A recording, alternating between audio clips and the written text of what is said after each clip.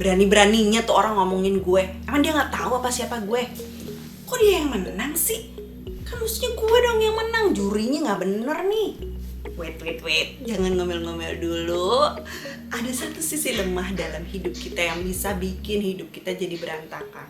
Sisi lemah ini menginginkan supaya kita itu selalu mendapat pengakuan dari orang lain, selalu mendapatkan penghargaan dari orang lain. Sisi ini disebut dengan ego. Ego itu apa sih? Ego adalah kebutuhan kita untuk membuktikan diri. Ego membuat kita ingin dikenal sebagai sesuatu atau seseorang. Hari ini kita akan kupas habis soal ego. Karena seperti yang diceritakan Ryan Holiday dalam buku ini nih, Ego is the enemy, ego adalah musuh kita. Selama ini kita pikir yang bikin kita nggak sukses adalah karena kita nggak ada bakat, atau karena nasib, atau karena kesalahannya orang lain. Padahal yang bikin kita nggak sukses adalah karena kita nggak kenal musuh kita sendiri. Musuh kita sendiri itu adalah ego kita. Jadi, kenapa sih sebetulnya ego itu musuh? Coba perhatikan, ego itu selalu ada dalam setiap akar permasalahan dalam hidup. Ego itu selalu ada dalam setiap perjalanan kita untuk mencapai semua ambisi kita. Ya wajar sih, gak ada orang yang ingin supaya hidupnya itu tidak berguna gitu, gak ada kan. Makanya kita selalu berusaha untuk bisa membuktikan diri kita. Bahkan banyak orang yang mengorbankan banyak hal dalam hidupnya, hal-hal penting dalam hidupnya untuk pembuktian diri ini. Dalam hal uang, ego memerintahkan kita untuk mencari uang sebanyak-banyaknya supaya kita bisa pamer, supaya kita bisa kasih lihat orang lain apa yang kita punya, yang belum tentu orang lain punya. Kemudian dalam hal kendali, ego seakan-akan menyatakan bahwa nggak ada orang lain yang benar cuma saya sendiri gitu. Dalam banyak hal sebetulnya ego itu menghalangi kita untuk mencapai hal-hal yang bisa kita capai. Ego memberitahu kita bahwa menjadi pusat perhatian itu penting. Makanya waktu kita kaya, waktu kita sukses, kita merasa diri kita penting, merasa diri kita berkuasa, merasa diakui sama orang lain. Tanpa kita sadari, ego menghalangi kita untuk bisa menjadi versi terbaik dari diri kita. Ego menutup berbagai macam kesempatan yang hadir dalam hidup kita. Ego diam-diam menghancurkan kita dan membuat hidup kita jadi berantakan. Ego membuat kita tidak mencapai tujuan hidup kita yang sebenarnya. Lalu bagaimana caranya kita melawan ego? Buku ini sebetulnya dibagi jadi 3 bagian. Bagian pertama tentang inspirasi, yang kedua tentang kesuksesan, yang ketiga tentang kegagalan. Tapi kalau kita bahasnya satu persatu dari chapter by chapter itu agak susah dimengerti. Jadi saya bikin jadi ringkasannya aja 10 cara untuk melawan ego. Cara pertama untuk melawan ego adalah rajin mengukur diri. Jadi setiap kali ada kesempatan yang hadir dalam hidup kita, sesuatu yang hadir gitu, kita harus coba periksa dulu. Apakah kesempatan ini baik gak sih buat kita? Apakah untuk mencapai tujuan ini kita tuh jadi egois, jadi gak peduli sama orang lain kah gitu? Apakah kita betul-betul memerlukan hal ini? Atau ini sekedar ego aja sih, karena ingin membuktikan diri aja gitu? Periksa hal-hal ini. Dengan rajin mengukur diri, sebetulnya kita tidak memberikan kesempatan buat ego untuk mengambil kendali dalam hidup kita. Yang kedua, mau terus belajar. Orang yang rendah hati adalah orang yang mau belajar. Epictetus, seorang filsuf dari Yunani, dia bilang gini, mustahil kita dapat belajar sesuatu yang kita anggap sudah kita ketahui. Kita kan seringkali begitu ya, kita sok tahu padahal kita nggak tahu, sok ngerti padahal kita nggak ngerti. Kalau kita melakukan hal itu sebetulnya kita nggak bisa belajar sesuatu yang baru. Murid yang baik itu ibaratnya sebuah spons. Spons itu kan menyerap semua yang bisa diserap, menyaring informasi yang dia terima, kemudian menahan apa yang bisa ditahan. Jadi belajar itu nggak berhenti hanya pada saat kita lulus kuliah aja, tapi belajar itu seumur hidup. Ya selalu ada aja lah hal yang bisa kita pelajari, selalu ada aja hal baru yang kita temui hari-hari kan. Akan selalu ada kesempatan untuk belajar. Kita bisa belajar dari orang-orang yang kita temui, kita bisa belajar dari berbagai macam pengalaman hidup. Kita nggak boleh membiarkan ego menghalangi kita untuk terus belajar. Kita nggak boleh membiarkan ego menghalangi kita dan membuat kita jadi terus ada di zona nyaman aja gitu, yang membuat kita nggak bisa berkembang. Yang ketiga, mau menerima masukan. Seni menerima masukan atau umpan balik atau feedback itu sebetulnya adalah kemampuan yang penting banget dalam hidup. Nah, ego membuat kita tuh merasa bahwa diri kita nih udah sempurna gitu, bahwa kita tuh nggak perlu masukan dari orang lain, sehingga kita menutup diri gitu ya. Padahal sebetulnya kita perlu banget masukan dari orang lain. Walaupun sebetulnya nggak semua masukan harus kita terima. Kita yang saring sendiri mana masukan yang perlu kita abaikan karena nggak signifikan buat kita, mana masukan yang harusnya kita dengar ya dan bisa membuat hidup kita jadi lebih baik. Yang keempat, tahu waktu yang tepat untuk bicara ya. Pada saat ego kita tersentil gitu ya, kita tuh rasanya langsung jadi banyak ngomong, bela diri gitu langsung kan. Zaman sekarang bukan cuma mulut nih yang ngomong, jempol nih, jari-jari kita ini langsung beraksi di sosial media. Waktu ada komen yang bikin ego kita gitu gimana gitu, langsung dia tuh wah ya kan, langsung kita balas. Padahal sebetulnya kita bisa menggunakan teknik yang disebut dengan STAR ya. Itu yang diceritain Henry Manampiring di bukunya Filosofi Teras tuh. Dia bilang gini, STAR itu singkatan dari Stop, Think and Assess, then Respond. Tahap yang pertama, stop. Pada waktu ego kita tersentil, jangan langsung bereaksi, tapi berhenti sejenak, tarik napas panjang, buang pelan-pelan gitu kan, supaya kita nggak emosi gitu. Baru kemudian think and assess. Itu tahap yang kedua. Berpikirnya jadi lebih tenang kalau emosi kita udah turun gitu. Kita bisa melihat masalah itu dengan lebih jelas dan kita bisa tahu apa yang harus kita lakukan. Sesudah itu baru respon. Jangan jatuh dalam godaan untuk bereaksi tanpa berpikir, apalagi kalau kondisi kita lagi capek, lagi stres gitu. Kita mesti tahu kapan kita harus ngomong, kita mesti tahu kapan kita harus mengutarakan pendapat kita.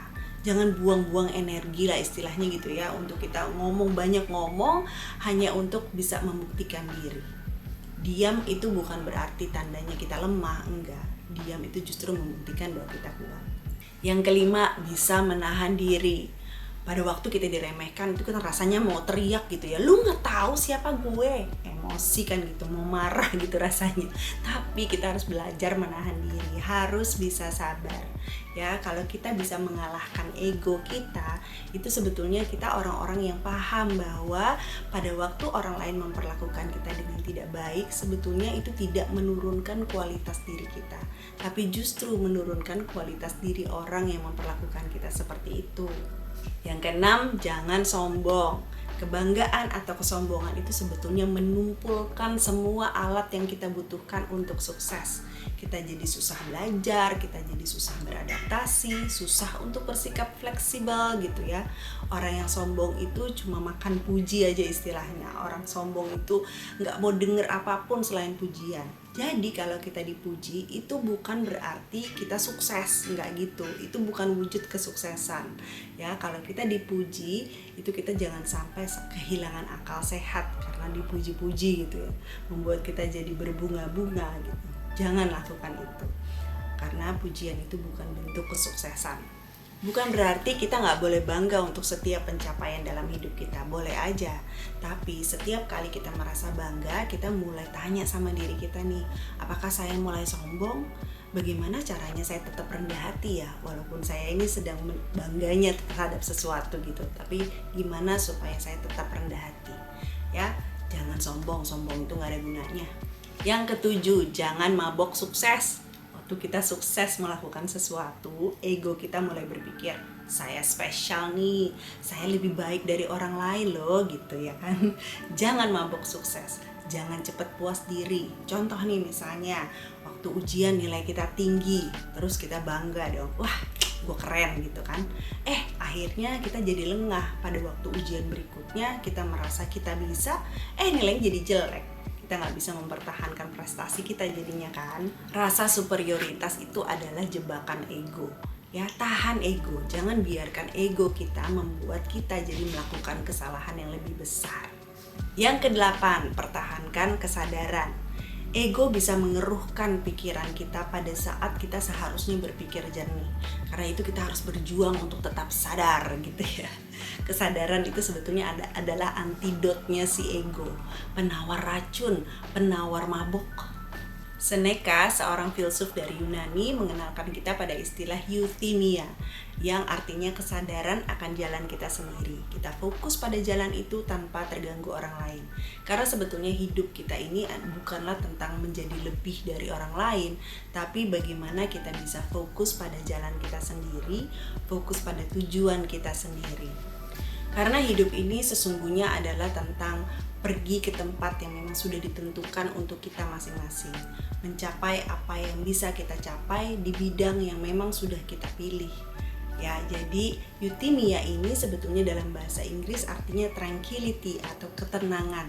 Pada waktu kita fokus di jalan kita sendiri, fokus pada tujuan kita sendiri, kita sebetulnya akan lebih tenang menjalani hidup. Berikutnya, mau mengampuni orang lain. Ya, ego itu seringkali membuat kita jadi nggak bisa mengampuni orang lain. Kalau di buku ini tuh ya dibilang pada suatu titik kebencian itu akan jadi seperti kanker yang menggerogoti semua titik terpenting dalam hidup kita. Ego itu kayak asam yang memakan semua titik-titik yang penting yang baik dalam diri kita.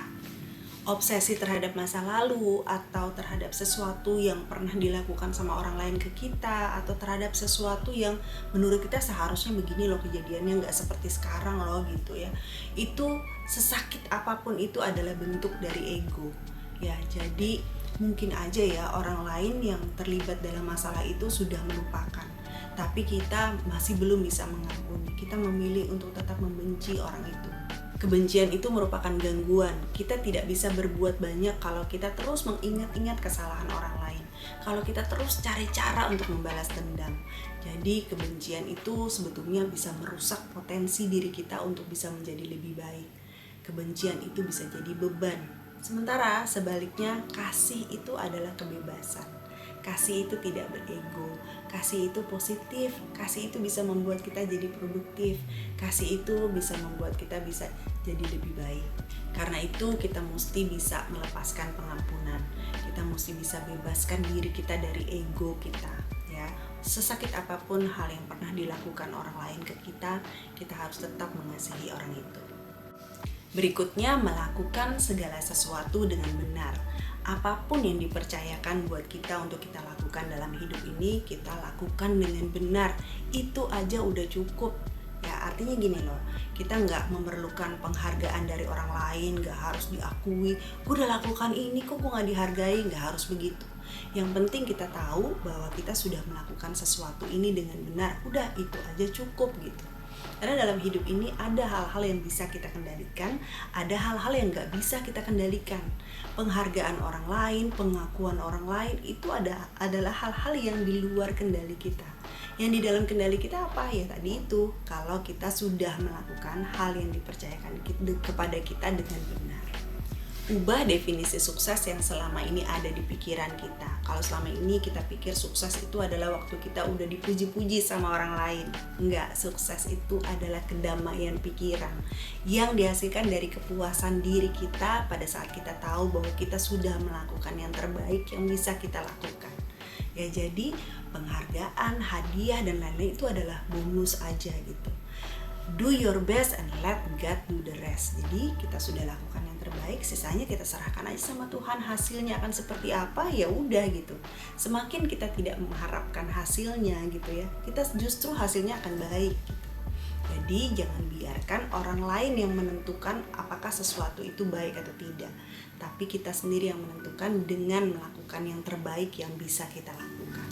Ada satu metafora yang bagus yang dikasih sama Ryan Holiday di buku ini. Ya, walaupun kita udah tahu nih 10 cara melawan ego tadi itu, tapi sebetulnya ibaratnya menyapu nih. Kalau kita nyapu lantai rumah kita 1 kali, bukan berarti abis itu rumah kita akan bersih selamanya, enggak. Tapi setiap hari akan ada debu baru lagi datang, kita harus sapu lagi besoknya gitu, ya kan? Sama kayak ego. Bukan berarti setelah kita baca buku ini atau setelah kamu nonton video ini, terus ego kamu gak akan tersentil lagi. Bukan gitu.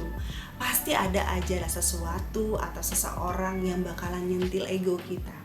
Tapi kita harus bisa belajar untuk sadar diri. Kita sendiri yang harus pegang kendali, pakai 10 cara melawan ego tadi. Ya, inti dari buku ini adalah bagaimana kita tetap bisa bersikap rendah hati. Bagaimana pada saat kita sukses kita tetap bersyukur. Gimana waktu kita gagal kita cepat bangkit. Bagaimana waktu ada orang yang menyakiti kita, kita mau mengampuni orang itu. Dan bagaimana kita tahu bahwa kita sudah melakukan yang terbaik yang bisa kita lakukan tanpa harus ada pengakuan dari orang lain. Saya berharap banget video hari ini bermanfaat buat kamu. Dan kalau kamu beli buku ini pasti banyak banget tuh di Gramedia atau di toko-toko buku lainnya. Saya rekomen banget buku ini. Oke, terima kasih udah nonton sampai selesai. Kita ketemu lagi nanti di video yang ini. Thank you for watching ya.